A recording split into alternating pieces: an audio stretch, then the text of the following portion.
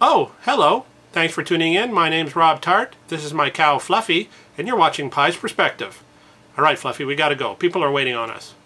Fluffy?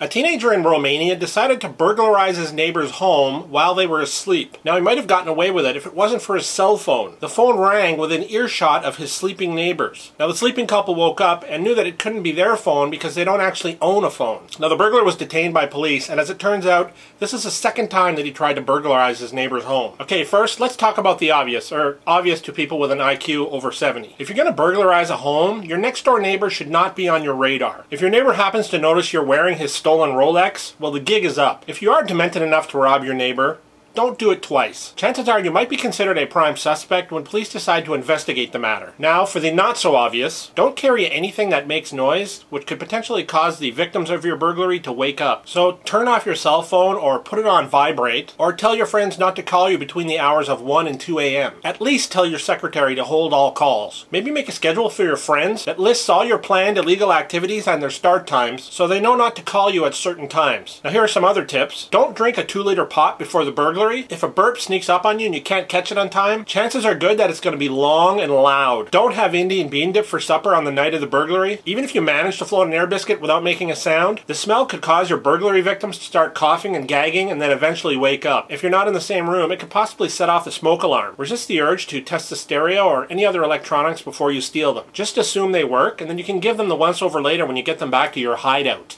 Don't order pizza to the house that you're burglarizing knowing that it'll be there within the half hour, which will give you just enough time to find the money you need to steal in order to pay for it. If you do find tap dancing shoes, do not put them on before you continue to burglarize the home. I guess when this guy got caught, he would have to tell the person who called him that he would have to get back to him later. The irony is, he could use his one phone call from jail to call the person who inadvertently got him arrested.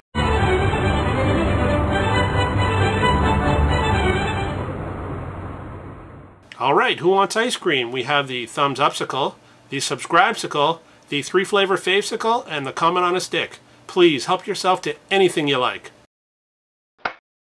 A 23-year-old man from South Carolina is in hospital after being hit by an SUV. Now, the story wouldn't be considered all that unusual if it wasn't for the fact that he was playing a real-life version of the video game Frogger. In case you're too young to remember the video game Frogger, the player basically moves a frog across a road, dodging heavy traffic. You then have to navigate the frog across a river of rushing logs and lily pads and other stuff. Now, apparently this guy was discussing the game with his friends before the incident. He then yelled "go" and then ran out into the oncoming traffic of a 4-lane highway. Now, it's no surprise that this guy got hit, but in this case, the repercussions went a little bit beyond the words "game over" appearing on the screen. It's going to take more than a quarter for this guy to start over. Now, the story didn't mention how many points he had actually earned before he got struck.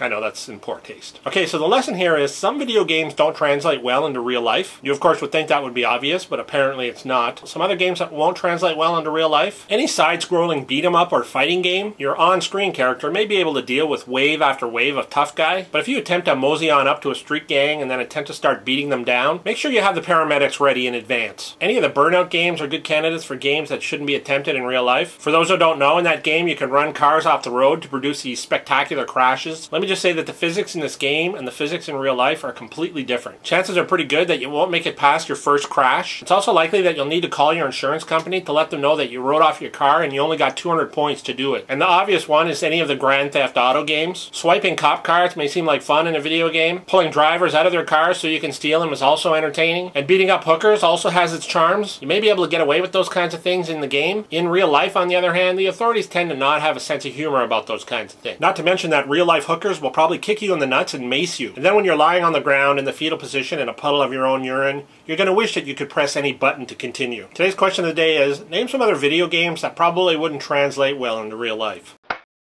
Anyway, that's all I have for this week. Thanks for tuning in. And remember, it's not necessarily right or wrong. It's just my perspective. Alright, Fluffy, can we go now? I'm getting kind of tired.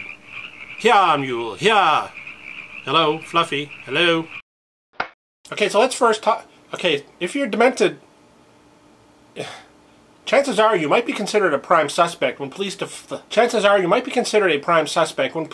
to investigate. Maybe make a schedule for your friends that lists all your Maybe make a schedule for your friends that lists all your planned. Could smell the smell. Resist the urge to test the stereo or any other electronics. Do not put them on before continuing to. You then have to He then yelled "go."